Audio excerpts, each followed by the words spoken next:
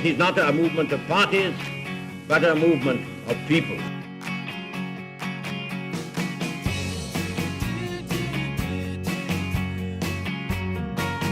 The turnout in the European election is very low.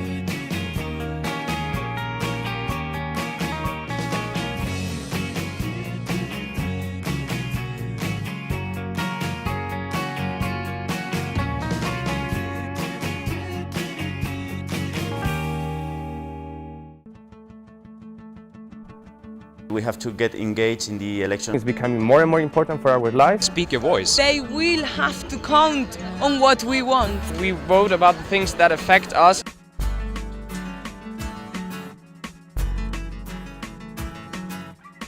A lot of our decisions are now not made in local government or in Westminster, but at a European level. Is probably just as important as the national election, and you may not feel as connected to the European Parliament as you might feel to your local MP. Most of the people do not know that around, for example, 80% of the legislation in the national level, it comes somehow from the European one or is influenced by the European Union.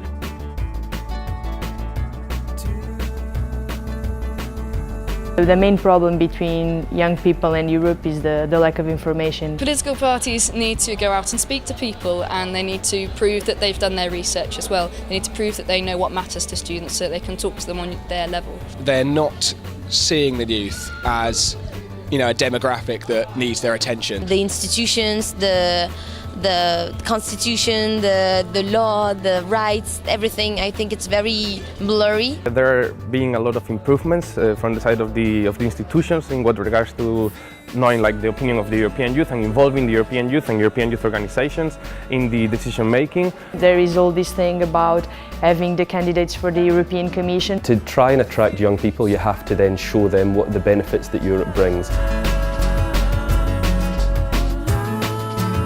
European Union gives us so many advantages. We can choose another university. You can change from one country to the other. You can seek a job. I study now in London. I'm German. Beforehand I went here to Bruges. I come from Portugal to Belgium. I live here. I do everything. I could keep my phone number. I kept my bank account. Nowadays, with the growing powers of the US, of Russia, of China, I think the EU is losing its place on the political platform on the world stage.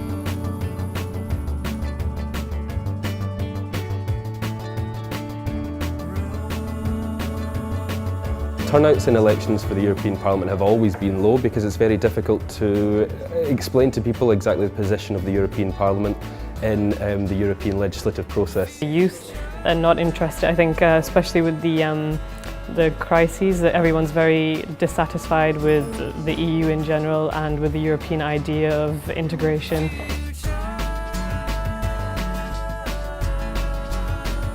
In the countries where it's mandatory to vote, I think that is partly good, and it could be bad as well, because you have to have the freedom to do what you want. On the other hand, it's also important to vote. It's the only possibility to give your voice to Europe. You force people to engage in the political process and with the political topics.